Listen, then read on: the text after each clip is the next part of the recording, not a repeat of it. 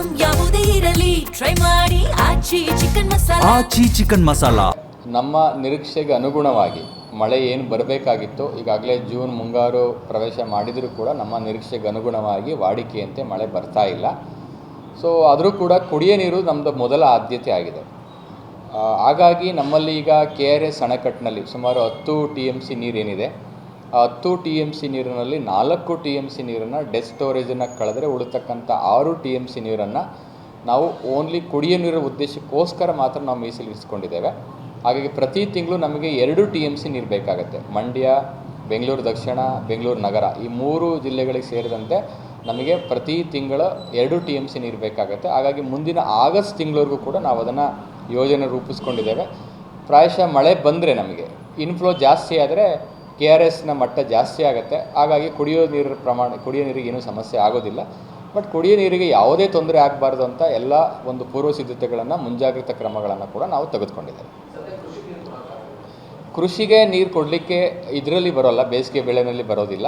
But ಕೃಷಿಗೆ ನೀರು ಕೊಡಬೇಕಂತ ಹೇಳಿದರೆ ಮುಂಗಾರು ಮಳೆ ಬಂದು KRS ತುಂಬಿ ನಮಗೆ ಮುಂಗಾರು ಪ್ರಾರಂಭ ಆದರೂ ಕೂಡ ಬೆಳೆ ಮತ್ತು ಬಿತ್ತನೆ ಸ್ಟಾರ್ಟ್ ಆಗುವಂಥದ್ದು ಜುಲೈ ಎಂಡಿಗೆ, ಜುಲೈ ಕೊನೆಯ ಭಾಗ ಮತ್ತು ಆಗಸ್ಟ್ ಮಧ್ಯ ಭಾಗ.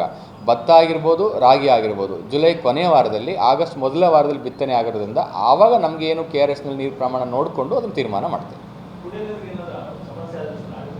ಕುಡಿಯೋ ನೀರಿಗೆ ಸದ್ಯಕ್ಕೇನು ಸಮಸ್ಯೆ ಇಲ್ಲ. ಯಾಕೆ ಅಂತೇಳಿದ್ರೆ ನಾವು KRS ಡ್ಯಾಮ್ನಲ್ಲಿ ಸುಮಾರು 6 TMC ನೀರನ್ನು ಕುಡಿಯೋ ನೀರಿಗೋಸ್ಕರನೇ ಮೀಸಲಿರಿಸ್ಕೊಂಡಿರೋದ್ರಿಂದ ಕುಡಿಯೋ ನೀರಿಗೆ ಈಗ ಸದ್ಯಕ್ಕೆ ಎಲ್ಲೂ ಕೂಡ ಪ್ರಾರಂಭವಿಲ್ಲ. ಆದರೂ ಕೂಡ ಏನಾದರೂ ಸಮಸ್ಯೆ ಆದರೆ ಮುಂದಿನ ದಿನಗಳಲ್ಲಿ ಅದನ್ನು ಸನ್ನದ್ಧವಾಗಿ ಎದುರಿಸಲಿಕ್ಕೆ ಸೂಕ್ತ ಕ್ರಮವನ್ನು ಕೈಗೊಳ್ತೀವಿ. ನಮ್ಮ ನಿರೀಕ್ಷೆಗೆ ಅನುಗುಣವಾಗಿ ಮಳೆ ಏನು ಬರಬೇಕಾಗಿತ್ತು, ಈಗಾಗಲೇ ಜೂನ್ ಮುಂಗಾರು ಪ್ರವೇಶ ಮಾಡಿದರೂ ಕೂಡ ನಮ್ಮ ನಿರೀಕ್ಷೆಗೆ ಅನುಗುಣವಾಗಿ ವಾಡಿಕೆಯಂತೆ ಮಳೆ ಬರ್ತಾ ಇಲ್ಲ. ಸೊ ಆದರೂ ಕೂಡ ಕುಡಿಯೋ ನೀರು ನಮ್ಮದು ಮೊದಲ ಆದ್ಯತೆ ಆಗಿದೆ.